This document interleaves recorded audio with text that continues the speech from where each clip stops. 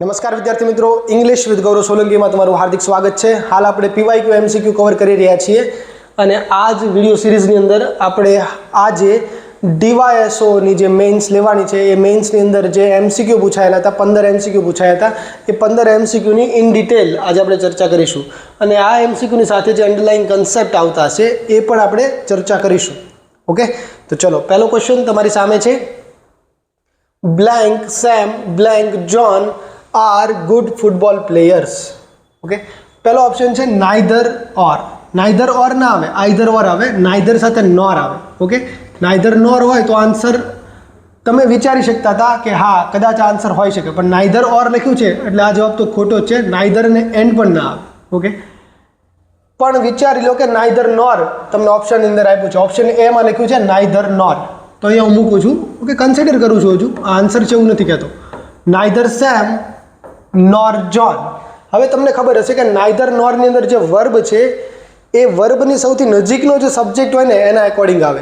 જો વર્બની સૌથી નજીક આ વર્બ આર છે એની સૌથી નજીકનો સબ્જેક્ટ જો પ્લ્યુરલ છે, આ જોન છે પ્લ્યુરલ છે તો વર્બ તમારું પ્લ્યુરલ આવશે. જો સિંગ્યુલર છે તો વર્બ તમારું સિંગ્યુલર આવશે. અહીંયા વર્બ તમને આપેલું છે આર છે અને પ્લ્યુરલ છે અને એની આગળ તમને દેખાય છે કે સિંગ્યુલર છે, તો નાઇધર નોર નહીં આવે. ઓકે, આ કન્સેપ્ટથી તમે નાઇધર નોરને ડિસ્કાર્ડ કરી શકો છો. આમ પણ અહીંયા પણ જોઈ શકો છો કે પ્લેયર્સ આપ્યું છે, અહીંયા બંને સિંગ્યુલર આપ્યા છે અને અહીંયા પ્લેયર્સ આપ્યું છે, એટલા માટે પણ નાઇધર નોર પોસિબલ નથી. હવે જુઓ બીજો ઓપ્શન છે બોથ. બોથ એટલે બંને. Both same blank John. હવે અહીંયા બોથ લખ્યું છે ને એટલા માટે અહીંયા તમે ઓર ના લખી શકો. ઓર લખો તો ઓક્સિમોરોન થશે. આ બોથનો જ વિરોધ ઓર કરશે. ઓકે, તમે ઓપ્શન આપી દીધા. પહેલાં તો કીધું કે બંને, પછી ઓપ્શન આપી દીધા કે સેમ અથવા જોન. અન્ડરસ્ટુડ? એટલા માટે બોથની સાથે તમે હંમેશા એન્ડ લખો છો. Both this and that are good football players. એ બંને સારા ફૂટબોલ પ્લેયર્સ છે. હવે જસ્ટિફાઈ કરે છે કે વર્બ પ્લ્યુરલ છે. યસ, સેમ એન્ડ જોનની વાત થાય છે, પ્લ્યુરલ સબ્જેક્ટ થયો, લખશો બરોબર છે. અને પ્લેયર્સ બંને સારા પ્લેયર્સ છે, સારા ખેલાડીઓ છે, ત્યાં પણ બહુવચન છે, એ બંનેને જ રિપ્રેઝેન્ટ કરે છે, સેમ અને જોનને. ઓકે, એટલા માટે અહીંયા કરેક્ટ આન્સર છે બોથ અને and. Option B is the right answer. બીજો પ્રશ્ન જોઈએ. Blank I have time I will prepare cookies blank else I will make juice only. હવે જો સિમ્પલ ઇફ કન્ડિશનલ છે. ઇફ કન્ડિશનલ કેમ યુઝ થાય? ઇફ લખો પછી સાદો વર્તમાન લખો તમે. જો રિયલ પોસિબિલિટી છે તો ઓકે, જો રિયલ આ શક્ય છે, અહીંયા જે તમે વાત કરો છો એ શક્ય છે અને જો એ ફૂલફિલ થશે, જો એની પાસે ટાઈમ હશે. If I have time, I have time સાદા વર્તમાન કાળનું વાક્ય છે. કર્તા વત્તા ક્રિયાપદનું મૂળ રૂપ એ છે હેવ, આઈ હેવ. ઓકે, સાદો વર્તમાન કાળ મૂક્યો. જો આ પોસિબલ છે, જો આ ફૂલફિલ થશે આ કન્ડિશન, તો તમારું આઉટકમ આવશે ને એ તમે કેવી રીતે લખો છો? વિલથી શો કરો છો. અધરવાઇઝ બીજું કોઈ ફ્યુચરિસ્ટિક મોડેલ જે ફ્યુચર શો કરે એવું તમે મોડેલ લખો છો. મે પણ અહીંયા યુઝ થઈ શકે, સમટાઈમ કેન પણ યુઝ થાય છે. ઓકે, મોટાભાગે વિલ અને મે અથવા માઇટ તમે યુઝ કરો છો. If I have time I will prepare cookies perfect છે, અહીંયા તમે ઇફ મૂકશો. ઓકે, એ અલ્સોનો તો કોઈ સવાલ જ નથી. If I have time I will prepare cookies. હવે જો આ કન્ડિશન ફૂલફિલ થશે તો આ થશે, પણ જો આ કન્ડિશન ફૂલફિલ નહીં થાય તો આવું નહીં થાય. જો મારી પાસે ટાઈમ નહીં હોય તો એના માટે પણ એક રચના છે, તો તમે આગળ લખશો or else. Okay, or else અથવા જો આ નહીં થાય તો હું શું કરીશ? આઈ will make juice. Okay, I will make juice only. તો હું માત્ર જ્યુસ જ બનાવીશ, હું કુકી નહીં બનાવું. જો સમય હશે તો કુકી બનાવી દઈશ, પણ જો સમય નહીં હોય તો હું ખાલી જ્યુસ જ બનાવીશ. અન્ડરસ્ટુડ? એ સેન્સ આ સેન્ટેન્સની અંદર છે, એટલા માટે અહીંયા લખશો તમે ઓર એલ્સ. ઓકે, તો ઇફ અને ઓર ઓપ્શન સી તમારો કરેક્ટ આન્સર છે. ચલો આગળ જોઈએ. Find out the correct sentence. Correct sentence શોધવાનું છે. સેન્ટેન્સ વાંચીએ. આઈ ઇન્સ્ટ્રક્ટેડ, મેં ઇન્સ્ટ્રક્શન આપી. આઈ ઇન્સ્ટ્રક્ટેડ ભૂતકાળની વાત છે. આઈ ઇન્સ્ટ્રક્ટેડ ધ બેંકને ઇન્સ્ટ્રક્શન એને આપી હતી to credit the amount in my name. બીજો ઓપ્શન છે I instructed the bank to credit the amount to my name. Okay, અહીંયા જ ફરક છે ખાલી. ઓકે, ત્રીજો ઓપ્શન છે to credit the amount on my name. ચોથો ઓપ્શન છે to credit the amount for my name. યાદ રાખો બેન્કિંગ ટર્મિનોલોજીમાં તમે જ્યારે ક્રેડિટ શબ્દનો યુઝ કરો છો તો ક્રેડિટ ટુ યોર એકાઉન્ટ અથવા તમારું નામ છે. Okay, credited to my account, credited two my name. Okay, A use કરો છો ક્રેડિટ ટુ. ઓપ્શન બી અહીંયા કરેક્ટ છે કે ફ્રેઝલ વર્બ છે, આ તમારે યાદ રાખવાનું છે. ક્રેડિટ સાથે તમે ટુ જ યુઝ કરો છો. અહીંયા ઇન માય નેમ સારું લાગે છે પણ એ ઇનકરેક્ટ છે. ચલો, find out the correct sentence. Correct sentence શોધવાનું છે. આ પ્રશ્ન થોડોક અઘરો કહી શકાય કારણ કે ઇઝી છે. ચલો આપણે ટ્રાય કરીએ. અઘરો કેવી રીતે હું તમને કહું તો વાઇસ પ્રિન્સિપાલ હતા, જે ઉપાચાર્ય હતા, instead of principal perform the opening ceremony. હવે અહીંયા પરફોર્મની ઘટના છે, કોણ કરી રહ્યું છે? એ પ્રિન્સિપાલ નથી કરી રહ્યા, એ વાઇસ પ્રિન્સિપાલ કરી રહ્યા છે. પણ તમે ખીચડો કરી નાખ્યો, vice principal instead of principal perform the opening ceremony. એના બદલે જો તમે આવી રીતે લખતે વાઇસ પ્રિન્સિપાલ પછી કોમા લખો, ઇન્સ્ટેડ ઓફ પ્રિન્સિપાલ, પ્રિન્સિપાલના બદલે, ઇન્સ્ટેડ એટલે ના બદલે, ની જગ્યાએ, સ્ટેડ એટલે જગ્યા, ઇન્સ્ટેડ ના બદલે, the vice principal instead of the principal perform the opening ceremony. Okay, આ જે ક્રિયા છે પરફોર્મની એ વાઇસ પ્રિન્સિપાલ કરી રહ્યા છે. ત્યારે જઈને આ સેન્ટેન્સ પરફેક્ટ બનશે. ઓકે, એકદમ ક્લિયર બનશે. હવે જો ઓપ્શન ડી જો એમાં સેમ જ છે. ધ વાઇસ પ્રિન્સિપાલ અહીંયા કોમા મૂકો, on behalf of the principal અહીંયા કોમા મૂકો. આ વાઇસ પ્રિન્સિપાલ પરફોર્મ કરી રહ્યા છે, પરફોર્મ ધ ઓપનિંગ સેરેમની. પણ અહીંયા તમને બંને ઓપ્શનમાં કોમા નથી આપ્યા એટલે એને આપણે ડિસ્કાર્ડ કરીએ છીએ. ત્રીજો ઓપ્શન જો, the vice principal perform the opening ceremony for the principal. Principal માટે થોડા પરફોર્મ કરતા હોય, ઓન બિહાફ ઓફ પ્રિન્સિપાલ હોય અથવા ઇન્સ્ટેડ ઓફ પ્રિન્સિપાલ હોય, પ્રિન્સિપાલ માટે ના હોય. ઓકે, ફોર પ્રિન્સિપાલ અહીંયા ખોટું પડે છે. બીજો ઓપ્શન જો, the vice principal perform the opening ceremony instead of the principal. અહીંયા તમને દેખાય છે વાઇસ પ્રિન્સિપાલ આ એક્શન કરી રહ્યા છે, પરફોર્મ. શું પરફોર્મ કરી રહ્યા છે? Ceremony, opening ceremony.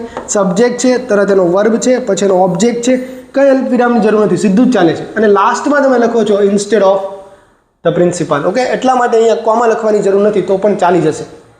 એટલા માટે ઓપ્શન બી તમે અહીંયા ચૂઝ કરશો.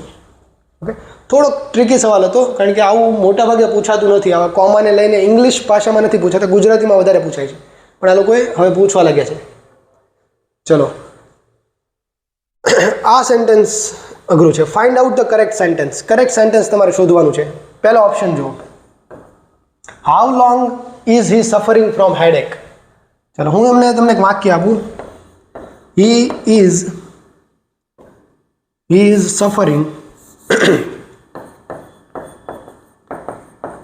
Suffering from. જો સફરિંગ સાથે ફ્રોમ જ આવશે. ઓકે, સફરિંગ ફ્રોમ સમથિંગ તો ફ્રોમ જ લખો છો, વિથ નથી લખતા. He is suffering from headache. એ હેડેકથી સફર થઈ રહ્યો છે. પણ આ વાક્યનો મતલબ શું થાય? આ વાક્યનો મતલબ એવો થાય કે અત્યારે એ સફર કરી રહ્યો છે.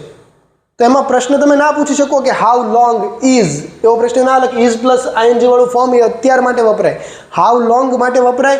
હાઉ લોંગ તમારે જો વાપરવું છે ને તો આ સેન્ટેન્સ આવું હોવું જોઈએ. હી હેઝ બીન, ચાલુ પૂર્ણ વર્તમાન કાળ, he has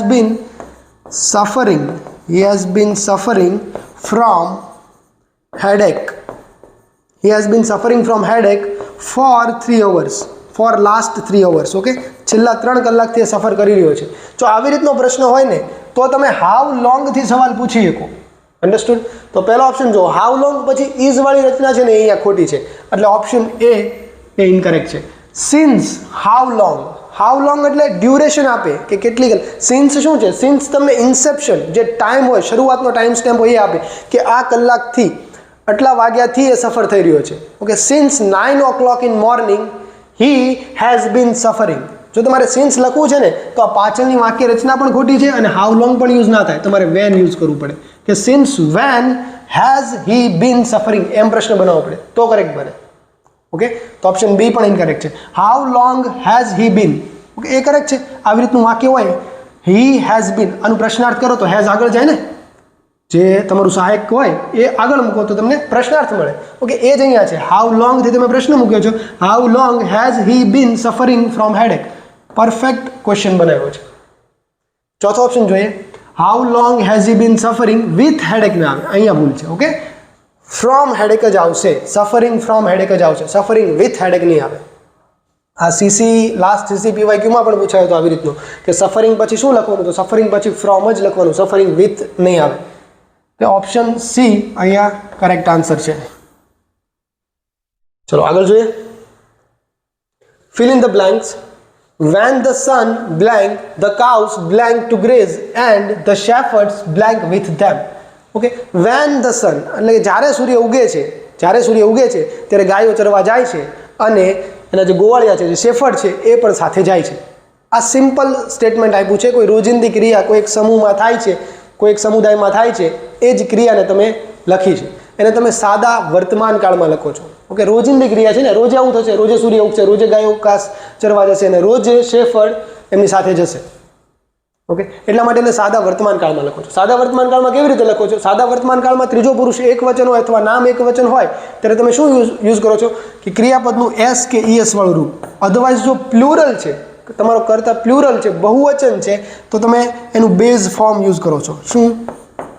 base form. Base form એટલે ગો નું બેઝ ફોર્મ ગો થાય, વોક નું બેઝ ફોર્મ વોક જ થાય, એસ કે એસ ના લાગે. ઓકે, તો વેન ધ સન ત્રીજો પુરુષ એક વચન, તો રાઇઝ એસ લગાડજો. When the sun rises. The cows બહુવચન છે, તો કાઉસ ગો ટુ ગ્રેઝ. આ કેમ ખબર પડી? રાઇઝ ગો ઓપ્શનમાં આપ્યા છે એટલે.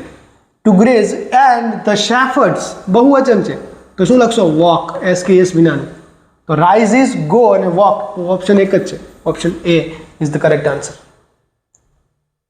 આગળ જોઈએ. Find out the correct passive voice. Okay, આ વાક્યનું તમારે પેસિવ કરવાનું છે. આ તમારો સબ્જેક્ટ છે, આ વર્બ કરી રહ્યો છે અને આ તમારો ઓબ્જેક્ટ છે. આ વર્બ પર આ ક્રિયા થઈ, આ ઓબ્જેક્ટ પર આ ક્રિયા થઈ રહી છે. વંદે માતરમની લખાવવાની જે ક્રિયા છે એ થઈ રહી છે અને કોના દ્વારા? બંકિમચંદ્ર દ્વારા. સબ્જેક્ટ આ ક્રિયા કરી રહ્યો છે. ઓકે, પણ એનું પેસિવ કરો તો શું થાય? ઓબ્જેક્ટ પર ક્રિયા થાય. ઓબ્જેક્ટને તમે આગળ લ્યો છો, સબ્જેક્ટના સ્થાને મૂકો છો. એવું બોલવા કરતાં એમ બોલવું કે ઓબ્જેક્ટ એ સબ્જેક્ટ બની જાય છે. ઓબ્જેક્ટ સબ્જેક્ટ કેમ બને? એને સબ્જેક્ટના સ્થાને લખવાનું. તો વંદે માતરમ, વંદે માતરમ. ઓકે, વંદે માતરમ. હવે યાદ રાખો કે તમે જ્યારે એક્ટિવનું પેસિવ કરો ને ત્યારે ટેન્સ ચેન્જ થતો નથી. ઓકે, ટેન્સ ક્યારે ચેન્જ નથી કરતા, ટેન્સ એ જ રહે છે. રોટ આ કયો ટેન્સમાં લખાણું છે? કર્તા વત્તા ક્રિયાપદનું V2 છે, તો સાદો ભૂતકાળ. સાદા ભૂતકાળનું પેસિવ શું થાય? વોઝ અથવા were, according to your subject. Okay, એટલે આ જે નવો સબ્જેક્ટ છે, according to your subject was અથવા વેઝ મૂકો છો, વત્તા V3. કોઈ પણ પેસિવ વાક્ય હોય એમાં V3 આવે ને આવે જ. મૂળ જે ક્રિયા થઈ રહી છે ને એનું V3 જ હોય. બાકી સહાયકથી તમે દેખાડો છે કે કયો ટેન્સ છે. ઓકે, વંદે માતરમ સિંગ્યુલર છે તો was. Vande Mataram was. Wrote, વ્રોટનું મૂળ ક્રિયાપદ શું છે? રાઇટ. અને રાઇટનું V3 શું થાય? Return. Vande Mataram was return. પછી શું લખો છો? બાય. એજન્ટ માટે તમે બાય લખો છો કે આના દ્વારા લખાણું. બાય કોણ છે? Bankimchandra. By Bankimchandra. Okay, 150 years ago એમ જ રહેશે. તો લખો જો ઓપ્શન 150 years ago આગળ લખી શકો, નો ડાઉટ. વંદે માતરમ હેડ બીન રિટન નહીં થાય, ટેન્સ ચેન્જ કર્યું અહીંયા. આ કયા ટેન્સનું વાક્ય છે? આ પૂર્ણ ભૂતકાળનું વાક્ય છે. પૂર્ણ ભૂતકાળ આપણે નથી જોયું, આપણે સાદા ભૂતકાળનું જ વાક્ય જોઈએ. હેડ બીન રિટન નહીં થાય. ઓકે, હેડ રિટન એ પણ નહીં થાય, એ પણ પૂર્ણ ભૂતકાળનું એક્ટિવ વાક્ય લખ્યું. બંકિમચંદ્ર એક્ટિવ જ રાખ્યું, પેસિવ કર્યું જ નથી. Vande Mataram was written yes by Bankimchandra 150 years ago. C option એકદમ પરફેક્ટ છે, એ તમારો આન્સર છે. ઓકે, અહીંયા પણ ટેન્સ ચેન્જ કર્યો છે, ભૂતકાળનું વર્તમાન કરી દીધું છે, હેઝ બીન કરી દીધું છે. ઓકે, એ પણ ખોટો છે. Option C is the right answer. ચલો 8મું જોઈએ. Find out the correct passive voice. આમાં પણ પેસિવ વોઇસ કીધો છે તમને. કરતા શું છે અહીંયા? વાક્ય વાંચું. I will have bought a new car for my family by next Diwali. તો આઈ વિલ હેવ બોટ, પહેલાં તો જો આ ટેન્સ સમજીએ. આ ટેન્સ કયો છે ખબર? પૂર્ણ ભવિષ્ય. પૂર્ણ ભવિષ્ય કેવી રીતે યુઝ થાય? આ ટાઈમ લાઈન છે. ઓકે, અહીંયા તમે ઊભા છો રાઇટ નાવ. ભવિષ્યમાં તમને કોઈ ડેડલાઇન આપી હશે. અહીંયા ડેડલાઇન કઈ છે? નેક્સ્ટ દિવાળી, એટલે આવતા વર્ષે આવશે ને. તો નેક્સ્ટ દિવાળી. આ દિવાળી પહેલાં કંઈક ક્રિયા પતી ચૂકી હશે. યાદ રાખો, પૂર્ણકાળની અંદર એ જ દેખાડ કે કંઈક ક્રિયા પતી ચૂકી હશે. ઓકે, તો ડેડલાઇન ભવિષ્યની છે, એના પહેલાં ક્રિયા ભવિષ્યમાં જ પતી ચૂકી હશે એ દેખાડવા માટે પૂર્ણ ભૂતકાળ વાપરો છો. અને આવી રીતે લખાય will plus have plus V3. આ વિલ હેવ પ્લસ આ V3 છે. ઓકે, હવે આનું પેસિવ કરવાનું છે. આનું પેસિવ એકદમ ઇઝી છે. પૂર્ણ ભૂતકાળનું પેસિવ એકદમ ઇઝી છે. પહેલા તમારો ઓબ્જેક્ટ ગોઠવો. આઈ will have bought a new car. તો ન્યૂ કાર, બોટની ક્રિયા કોના પર થઈ છે? New car. આ તમારો ઓબ્જેક્ટ છે, તેને આગળ લખો એ ન્યૂ કાર. એ ન્યૂ કાર. હવે મેં તમને કીધું એમ એક્ટિવનું પેસિવ, તમે જ્યારે વોઇસ ચેન્જ કરો છો ત્યારે ટેન્સ ચેન્જ થતો નથી, ટેન્સ આ જ રહેશે. તો ન્યૂ કાર વિલ હેવ, હવે અહીંયા તમે ચેન્જ કરો છો, વિલ હેવ બીન લખો છો. Will have bin plus V3, V3 તો આપ્યું જ છે, boat. Okay, a new car will have been boat four my family. Sorry, boat કોના દ્વારા? By me. ઓકે, આઈનું મી કરો છો કારણ કે આઈ અહીંયા સબ્જેક્ટના સ્થાને હતું, તો એનો સબ્જેક્ટિવ કેસ, પ્રોનાઉનનો સબ્જેક્ટિવ કેસ, ફર્સ્ટ પર્સન પ્રોનાઉનનો સબ્જેક્ટિવ કેસ આઈ અને એનો ઓબ્જેક્ટિવ કેસ આ ઓબ્જેક્ટના સ્થાને છે ને. આ બાય શું છે? પ્રિપોઝિશન છે. પ્રિપોઝિશન પછી શું આવે? હંમેશા ઓબ્જેક્ટ આવે. તો આઈનો ઓબ્જેક્ટિવ કેસ છે મી. એવી રીતે યાદ રાખવાનું. Okay, a new car will have been bought by me, પછી આગળ જે લખ્યું છે એ જ લખી દો, for my family. For my family by next Diwali.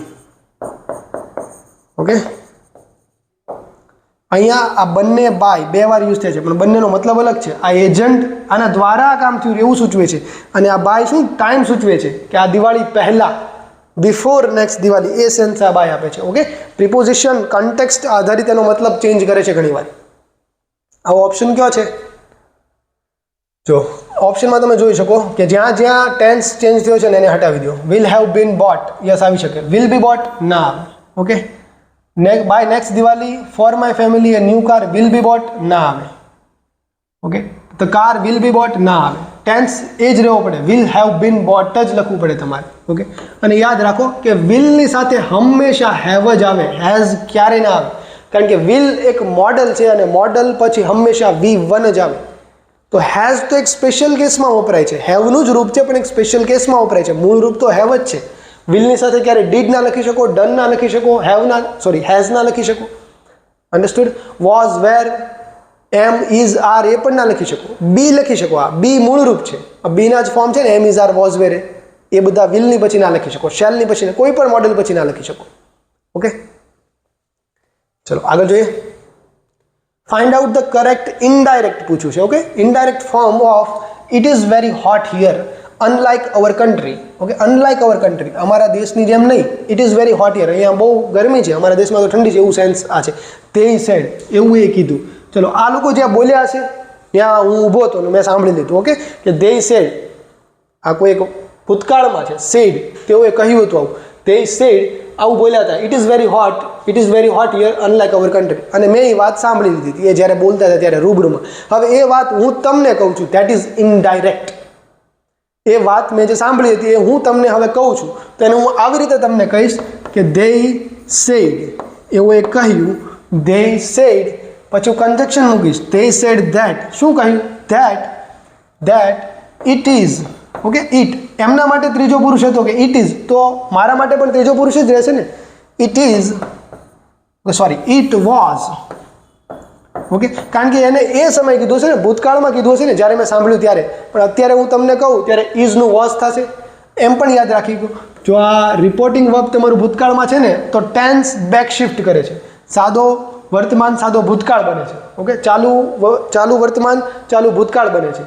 સાદો ભૂતકાળ પૂર્ણ ભૂતકાળ બને છે. ટેન્સની બેક શિફ્ટ થાય છે, એક તમે પાછળ ખચો છો સમયની અંદર. Okay, they said that it was very hot. હવે એ લોકો એમ કીધું હતું કે it was very hot here. તો મેં જ્યારે સાંભળ્યું ત્યારે એ સ્થાનની વાત કરતા હતા, પણ હું તમને કહું છું ને તો પેલા સ્થાનની વાત થતી હશે ને. આ હિયર તો આ તે બોલેલા છે. અન્ડરસ્ટુડ? હવે એ જગ્યાની મારે વાત તમને કેવી છે તો તે જગ્યા થશે ને ધેર થશે ને હિયરનું. એટલા માટે લખું it was very hot there. Okay, unlike અહીંયા લખ્યું છે અવર કન્ટ્રી, એનું શું થશે? There country. આ તો એ વ્યક્તિ બોલ્યા હતા પણ હું હવે તમને કહું છું તો હું એમ કહીશ કે ધેર કન્ટ્રી, તેમની country. Unlike there country. Okay, આવી રીતે થશે સાદો આનું ઇનડાયરેક્ટ ફોર્મ. કયો ઓપ્શન છે? they said that it was very hot there unlike their country. Yes, આ પરફેક્ટ છે. Okay, option B is the right answer. અહીંયા તમે જોઈ શકો છો, અહીંયા હિયરનું હિયર જ રાખ્યું છે. ઓકે, ફોર ધેમ આવું તો કંઈ આવે જ નહીં. Okay, it was very hot here unlike our country, અહીંયા અવર રાખ્યું છે, કન્ટ્રીનું ધેર નથી કર્યું. એમ પણ તમે ઓપ્શન ડિસ્કાર્ડ કરી શકો અને ઓપ્શન બી સુધી તમે આવી શકો છો. ચલો 10મો સવાલ જોઈએ. Find out the correct sentence. Correct sentence choose કરવાનું છે. No sooner did the officer arrived then the meeting began. No sooner the officer arrived and the meeting began. હું તમને એક વસ્તુ શીખવાડવા માંગુ છું. પહેલા તો નો સુનર સમજી લઈએ કે નો સુનર છે શું.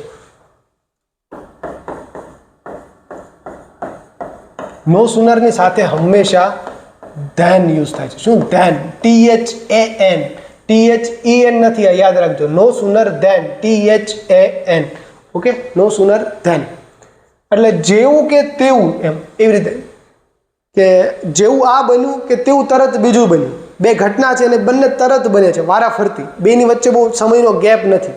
ઓકે, એ સેન્સ તમે દેખાડવા માટે આ લખો છો કે નો સુનર ધેન ધીસ. હવે યાદ રાખો, સૂન શબ્દ તમે શા માટે વાપરો છો? સૂન શબ્દનો મતલબ શું થાય છે? સૂન એટલે કે હમણે. ઓકે, ઇન નિયર ફ્યુચર, હમણાં જ, થોડા સમય પછી, એ સેન્સમાં તમે સૂન શબ્દ વાપરો છો.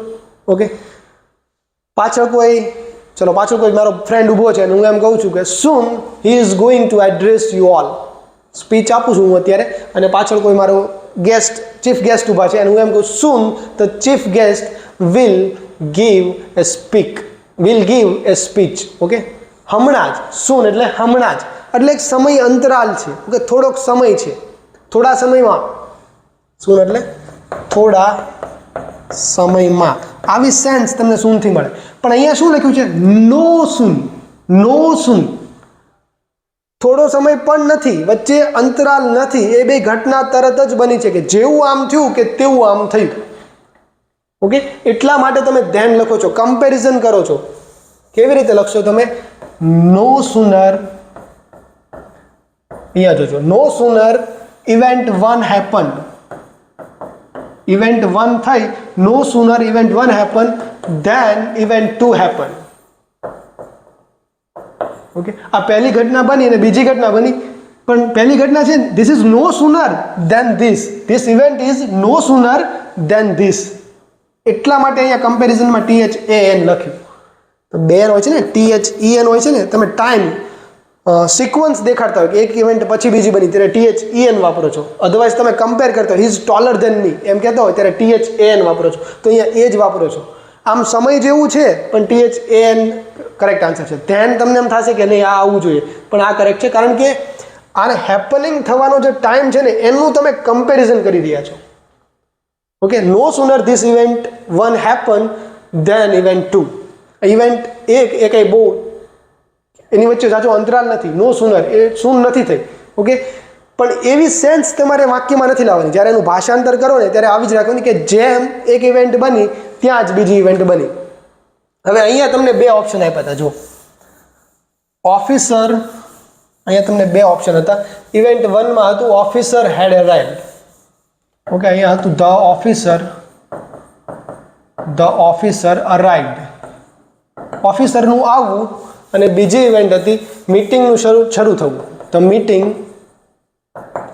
Meeting began. બંને ભૂતકાળમાં છે. ધ મીટિંગ બિગેન આમાં ભૂતકાળ જ આવશે, આમાં વર્તમાન ભવિષ્યકાળ નહીં. No sooner the officer arrived ભૂતકાળ છે, then the meeting began. Perfect. જેમ ઓફિસર આવ્યા ત્યાં જ મીટિંગ શરૂ થઈ. આ સેન્સ, આ બંને વચ્ચે સમય નથી.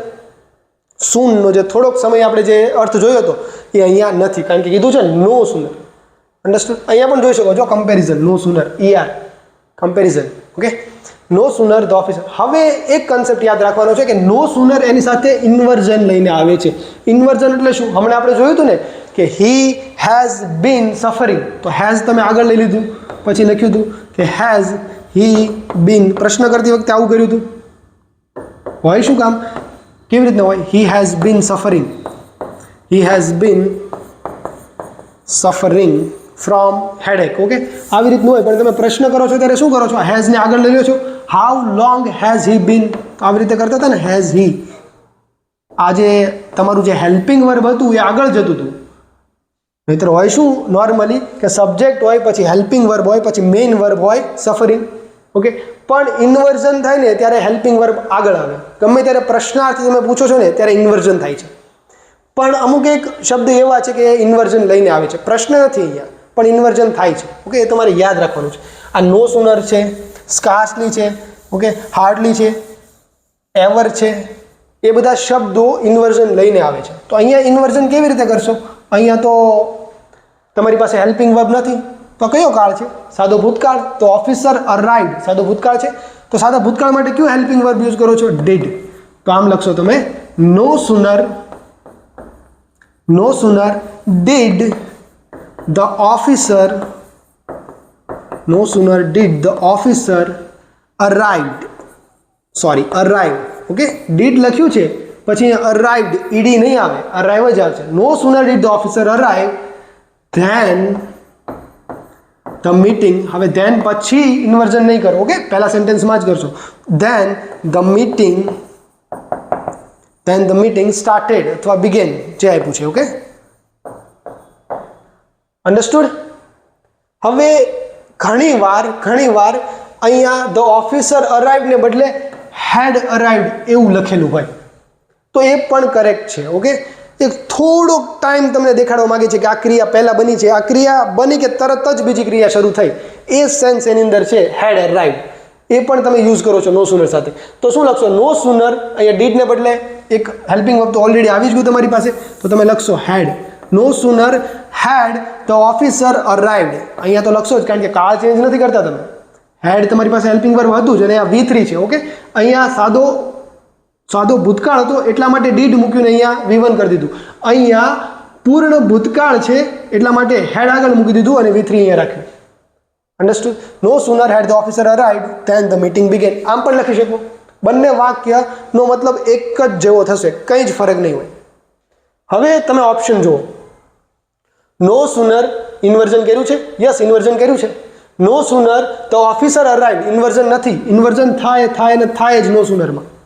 નો સુનર, સ્કાર્સલી, હાર્ડલી, એવર, આ બધા ઇન્વર્ઝન લઈને આવે છે. Okay, never. Okay, option D ગયો. નો સુનર ડીડ ધ ઓફિસર અરાઇવ્ડ. અહીંયા ડીડ મૂક્યું છે, અહીંયા ઈડી મૂક્યું છે. આ ઓપ્શન પણ ગયો. ઓપ્શન બી ની અંદર જુઓ, ધેન લખ્યું છે THEN. મેં શું કીધું? THAN જ આવે. કમ્પેરિઝન છે, ઇવેન્ટ હેપનિંગ થવાના ટાઈમની કમ્પેરિઝન છે અહીંયા. ઓકે, એટલા માટે THAN આવશે. THEN પણ ગયું. એક જ ઓપ્શન વધ્યો. No sooner did the officer arrive then the meeting begin. Okay, હવે ઓપ્શન એ ને મારે જો કરેક્ટ કરવો છે ને તો હું આમ લખું ને, ડીડ ને બદલે હેડ હોત ને, હેડ, તો ઓપ્શન એ અને સી બંને કરેક્ટ થતે. ઓકે, પણ એ નથી, એટલા માટે ઓપ્શન સી તમારો રાઈટ આન્સર છે. આઈ હોપ કે નો સુનર ની વાક્ય રચના તમને સમજમાં આવી છે. ઓકે, ચલો આગળ જોઈએ. Identify the most appropriate meaning of the underlying phrase in the given sentence. આ સેન્ટેન્સમાં એક અંડરલાઇંગ ફ્રેઝ છે, એનો મોસ્ટ એપ્રોપ્રિએટ મિનિંગ કહેવાનો છે. The players decided to call it a day. Call it a day, that means કે હવે બસ થયું. Okay, અહીંયા જાને રાખીએ, ખતમ કરીએ, એવો મતલબ થાય call it a day. Okay, we have read enough. આપણે આજે ઘણું વાંચ્યું. લાઇબ્રેરીમાં તમે બેઠા હોય રાતના 12-1 વાગ્યા સુધી વાંચતા હો, તમે કહો કે we have read enough, ઘણું બધું વાંચી લીધું, let's call it a day. હવે બંધ કરીએ, હવે સ્ટોપ કરીએ. ઓકે, તો એનો મતલબ થશે two decide to stop. Okay, playing હોય તો ડિસાઇડ ટુ સ્ટોપ પ્લેઇંગ હશે, વર્ક હશે તો ડિસાઇડ ટુ સ્ટોપ વર્કિંગ હશે, પણ મેઇન મતલબ આ છે, ટુ ડિસાઇડ ટુ સ્ટોપ. ચલો આગળ જોઈએ. Fill in the blank choosing the most appropriate option from the following. Okay, અહીંયા લખી દઉં છું, The blank of the school is a man of blank. બે શબ્દ આપ્યા છે, પ્રિન્સિપલ. ઓકે, પ્રિન્સિપાલ એક શબ્દ આવો છે. પાલ એટલે શું? પાલ એટલે આપણે કહીએ ને પાલ, અંગ્રેજી ભાષામાં પાલ એટલે બડી, ફ્રેન્ડ, એને પણ પાલ કહેવાય. તેમ પણ યાદ રાખી શકો. પાલ એટલે ફ્રેન્ડ, બડી, અને ફ્રેન્ડ એટલે વ્યક્તિ હોય ને, તો પ્રિન્સિપાલ એક વ્યક્તિ હશે. વ્યક્તિ કોણ હોય? હેડમાસ્ટર. ઓકે, તમે આચાર્ય, શાળાનો જે મેન હેડ ટીચર હોય ને એ, એટલે પ્રિન્સિપાલ. અને બીજો શબ્દ હોય છે પ્રિન્સિપલ. PLE, પલ, એક રૂલ શબ્દ હોય ને, રૂલ, રૂલમાં શું આવે? એલી. તો રૂલ જેવું, રૂલ પર ચાલે છે, સિદ્ધાંત પર ચાલે છે. તો પ્રિન્સિપલ એટલે સિદ્ધાંત. ઓકે. હવે તમે કહેતા હોય કે the blank of the school, સ્કૂલનું શું હોય? પ્રિન્સિપલ હોય કે સ્કૂલનો પ્રિન્સિપાલ હોય? હેડમાસ્ટરની વાત હોય ને તો પ્રિન્સિપાલ લખશો. પહેલા ઓપ્શનમાં આવશે principal. Okay, with PAL, principal of the school is a man, એક માણસ છે, ઓફ, કેવો માણસ છે? Man of discipline. પછી પાછળ ગુણ લખો છો તમે, man of discipline, man of principle. Okay, તો બીજામાં આવશે પ્રિન્સિપલ, એક સિદ્ધાંતવાદી માણસ છે. The principal of the school is a man of principle, કે શાળાનો જે આચાર્ય છે, પ્રમુખ શિક્ષક છે, he is a man of principal, એ સિદ્ધાંતવાદી માણસ છે. તો પહેલા પ્રિન્સિપાલ અને પછી principle. Option B is the right answer. Okay, આગળ જોઈએ. None of the candidates who blank interviewed blank found suitable for the post. ચલો આ છોડો, પહેલા તમને એક બીજું શીખવાડું. નન હોય, ઓકે, નન હોય, ઈચ હોય, એવરીવન હોય, એવરીબડી હોય. ઓકે, આ બધા જ હંમેશા સિંગ્યુલર તરીકે કાઉન્ટ થાય છે. એની સાથે જે વર્બ આવે ને એ પણ સિંગ્યુલર જ આવે. હવે જો આ વાત તમે યાદ રાખજો, એની સાથે વર્બ સિંગ્યુલર જ આવે. હવે હું તમને એક વાક્ય લખું છું, આ જ વાક્ય લખું છું પણ થોડુંક અલગ લખું છું. None of the candidate, none of the candidates. Okay, none of the candidates, કે જેટલા પણ કેન્ડિડેટ્સ હતા એમાંનો એક પણ નહીં. Okay, none of the candidates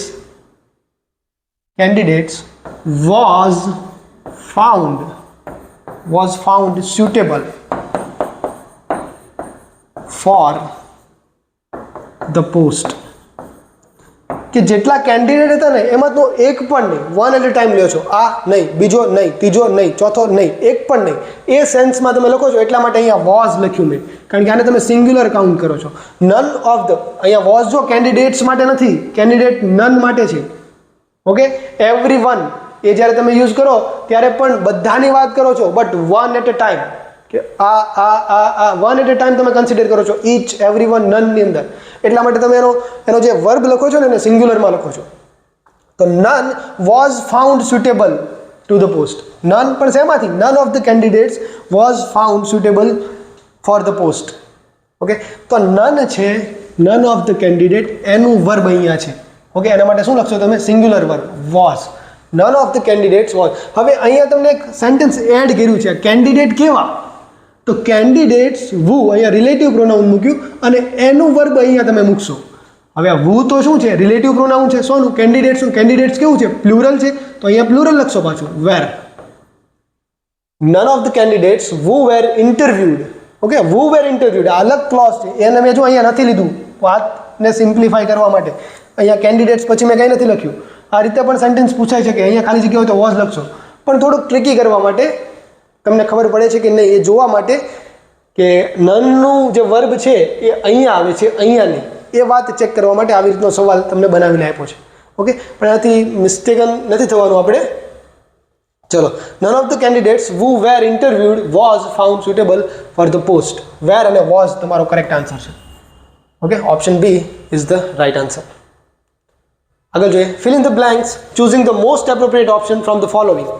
અહીંયા લખું છું. ઓકે, he decided, એને નક્કી કર્યું, to blank the opportunity. હવે seize અને seize બે શબ્દ છે, એને પહેલા સમજી લઈએ. તો seize એટલે શું થાય? seize means to grab. Okay, to grab, to hold on something, કે કંઈક તક, ઓપોર્ચ્યુનિટી એટલે તકને ઝડપી લેવી. આપણે ઝડપી લેવાનું કહીએ ને, કે ઝડપી લીધું. ઓકે, ઝડપી એટલે ફાસ્ટ નહીં, આમ ઝડપી લીધું. તો એ તકને ઝડપવી એને કહેવાય સીઝ. ઓકે, કે આમ ઘેરો ગાલ્યો હોય ને એને પણ સીઝ કહેવાય.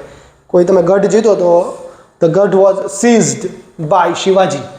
Okay, the Mughal fort was seized by Shivaji. ત્યાં પણ સીઝ કહો છો તમે. ઓકે, એને ગ્રેબ કરી લીધું, એને ઝડપી લીધો, હોલ્ડ કરી લીધું, એને બધી બાજુથી ઘેરો લીધો. પણ આ સેન્સમાં પણ વપરાય છે ટુ ગ્રેબ. તો ઓપોર્ચ્યુનિટીને ગ્રેબ જ કરવાની હોય ને, રાઈટ. અને બીજો ઓપ્શન છે સીઝ. ઓકે, સીઝ આ યાદ રાખજો. સીઝ એટલે ટુ સ્ટોપ, કે હવે બંધ કરવું, એને ટર્મિનેટ કરી દેવું, એ સેન્સ વધારે સારી છે. ઓકે, ટર્મિનેટ કરવું કંઈક, એને તમે હવે બંધ કરી દેશો, ટર્મિનેટ કરી દો, ખલાસ કરી દેશો, ખતમ કરી દેશો.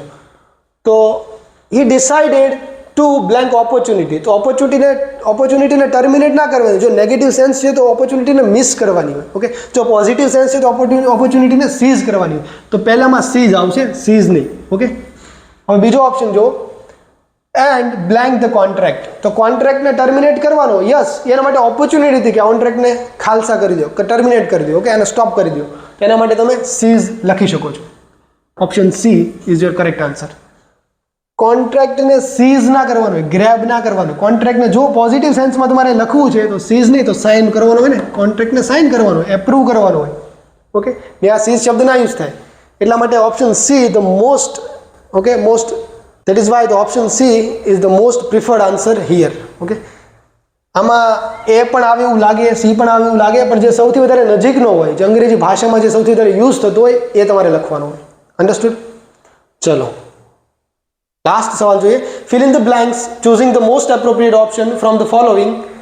શી, એ લખી દઉં છું. Okay, she has a blank. Okay, એની પાસે કંઈક છે. She has a blank for blank clothes. Okay, ક્લોથ્સનું વિશેષણ હશે. બે શબ્દ આપ્યા છે તમારી માટે. ઓકે, એક છે ફ્લેર.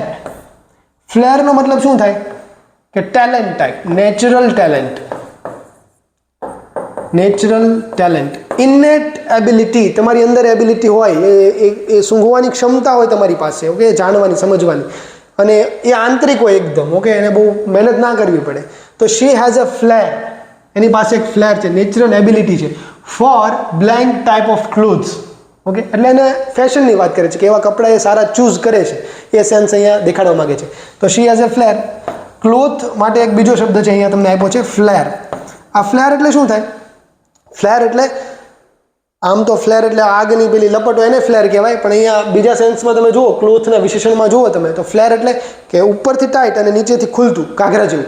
જો એવું કંઈક કપડું હોય તો એને તમે ફ્લેર કહો છો. ઓકે, ફ્લેર ક્લોથ્સ કહો છો.